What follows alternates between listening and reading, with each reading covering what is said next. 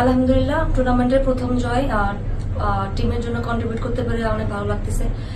ফার্স্টে সেঞ্চুরি করার পরে আসলে ওইভাবে মাথায় ছিল না যে ফার্স্টে সেঞ্চুরি হয়ে যাবে বা কোনো কিছু। টার্গেট ছিল যেন টিমের রানটা অ্যাটলিস্ট 250+ হয়। তো সেভাবে যখন পিঙ্কি আপু আর সুপ্তাপু ব্যাটিং করতেছিল তখন মনে হচ্ছিল না যখন আমি যাব আমি চেষ্টা করবো যেন ভালো একটা স্ট্রাইক রেটে দ্রুত রান ওঠানোর জন্য, যেন পরবর্তী যখনই ব্যাটাররা যায় তারা যেন অ্যাটলিস্ট আমাদের যে টিমের টার্গেটটা 250+ রান সেটা যেন করতে পারে। সো আলহামদুলিল্লাহ অপরচুনিটি ছিল, গ্র্যাব করার চেষ্টা করছে এবং হয়েছে। তার জন্য আল্লাহর কাছে লাখ লাখ শুক্রিয়া। এবং যদি বলি বলাররা আসলে অসম্ভব ভালো বল করছে, স্পেশালি এরকম একটা রেকর্ড অ্যাকচুয়ালি একটা ইনিংসে দুই বলারের দুইজনের হচ্ছে 2টা 5 উইকেট নেওয়া, এটা আসলে অনন্য একটা কীর্তি।